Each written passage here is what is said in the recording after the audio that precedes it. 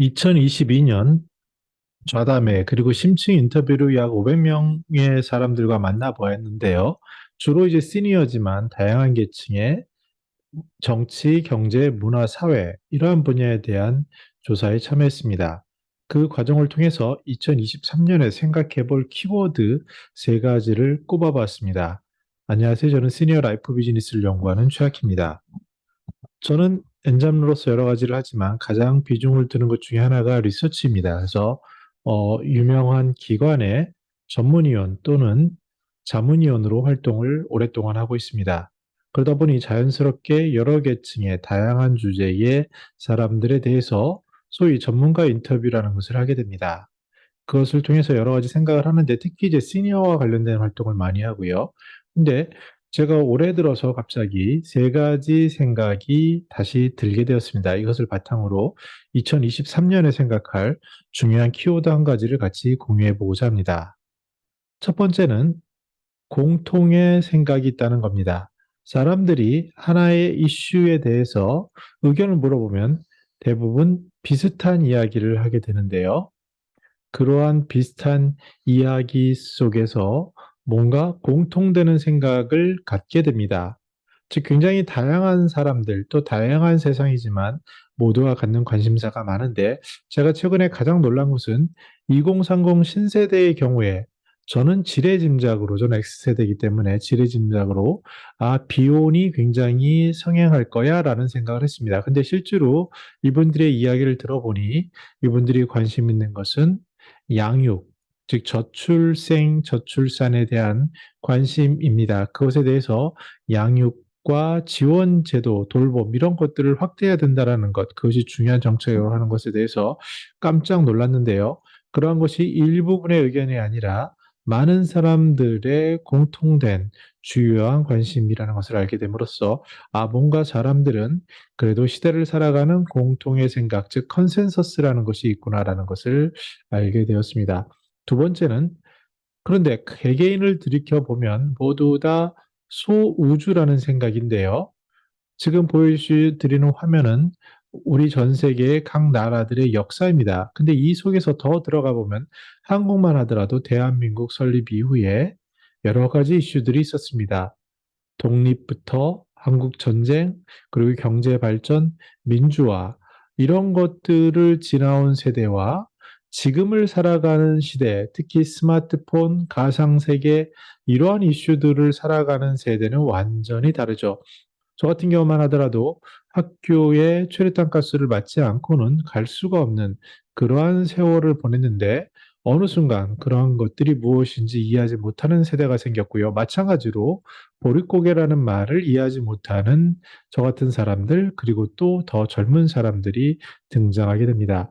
그만큼 모두가 다른 세상을 가지고 있고 각각은 자신들만의 다양한 경험과 가치관, 이런 것들로 인해서 소우주를 이루고 있는 것 같습니다. 세 번째로 놀란 것은 많은 사람들에게서 공통적으로 느껴지는 게 앞으로 정신 건강은 너무나도 중요할 것이다라는 주제였습니다. 우리나라가 급격히 경제 발전이 이루어졌고요. 어딜 가나 K컬처라든지 K경제라든지 이런 것에 대해서 자부심을 가질 만한 그런 시기가 되었음에도 실상 젊은 사람들을 받아보면 과도한 사교육이라든지 부동산에 치우친 이러한 것들로 인해서 뭔가 한쪽으로 몰려가고 또 그 경쟁 속에서 해치고 지나가기 위해서 좋은 대학을 가기 위해서 그리고 좋은 기업에 취업하기 위해서 많은 시간을 들이다 보니 여러 가지 면에서 정신 건강에 시달리는 것 같습니다. 이것은 베이비 부머나 그 이후의 노년층에게도 동일한데요. 그동안 굉장히 열심히 가족을 위해서 헌신 봉사하며 일만 해왔는데 막상 은퇴 후에 집에 있다 보니 삼시기가 되고 예전의 습관과 말하는 방식이 집에서 생활하시던 사모님이나 아니면 다른 분들과는 소통 단절이 이루어져서 외로움에 치를 떠는 그러한 남자 시니어들이 늘어나고 있는 그런 현실이라고 할 수 있겠습니다. 즉 누구나 모두 다 정신적인 건강이 상당히 중요한 시기가 되었고요. 이때 가장 필요로 하는 것은 내 말 좀 들어주세요, 제발 하는 그러한 경청임을 알게 되었습니다. 제가 그래도 이쪽에 심층 인터뷰라든지 좌담회에 대해서는 상당한 노하우를 갖고 있는 편인데요.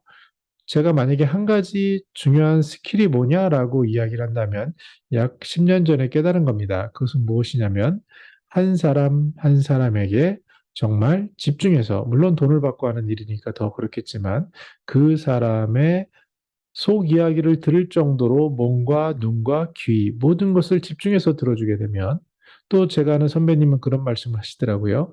그분이 말하는 것을 적고 기록하고 정말 집중하게 되면 그 순간 굉장히 대접받은 느낌이 들어서 속 이야기와 아주 편한 상태로 대화를 한다고 하는데, 저는 그것이 맞는 것 같습니다. 오프라 윈프리나 유재석 씨를 보더라도 그러한 집중하는 스킬들이 상대방을 편하게 하는 그런 것을 알 수 있게 하는데요. 그만큼 누군가 말을 들어주는 것, 그것이 바로 상담이 될 수 있고 정신치료가 될 수 있을 것 같은데, 이러한 영역이 너무나도 중요해지고 있구나 하는 것을 느끼게 되었습니다.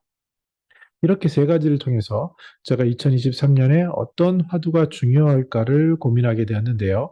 올해 2022년에는 아마 세대 간의 양극화, 이것에 대해서 시니어들이 더 집중해야 될 것 아닌가라는 생각을 했고, 최근에 김난도 교수는 평균 실종이라고 함으로써 그 평균조차도 사라지는 굉장히 더 그 극단으로 가는 양극화를 지적한 바 있습니다. 근데 저 같은 경우에는 가만히 생각해 보니까 시니어 라이프 관점에서 보면 외국에서는 한 10여 년 전에 하나의 트렌드로 이어지는 것들인데요. 바로 세대 간의 소통, 이런 부분이 중요하지 않을까라는 생각을 하게 되었습니다. 이러한 정확한 구조가 변동이 되고요. 세대 차이가 생기고 갈등, 이런 것들이 가시화되는데, 우리가 아는 스칸디나반도에는 얀테라겐이라는 10가지 원칙이 있다고 합니다. 마치 바이킹 같은 것을 보게 되면 그들의 민족성을 알 수 있는데, 가장 눈에 띄는 것은 남자, 여자, 왕이나 그 백성이나 모두가 굉장히 평등함을, 그것을 느끼게 되는데요.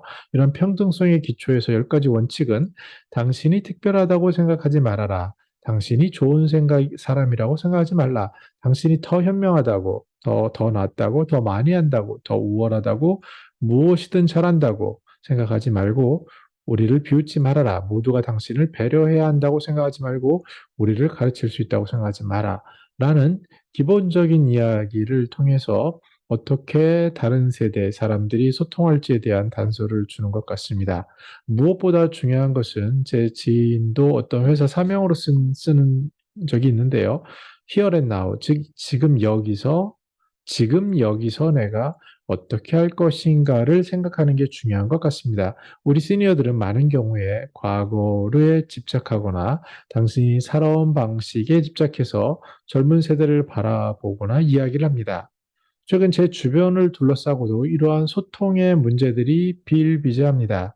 그 사이에는 말하지 않지만 갈등이 어마어마하고요. 각각의 상황에 따라서 서로가 마음속으로는 선을 긋고 서로 고립되는 현상이 가속화되는 것 같습니다. 그만큼 우리나라는 그 짧은 시간 안에 구조 변동부터 세대 차이, 세대 갈등, 사회 통합 분열이 극심하게 일어나기 때문인데요.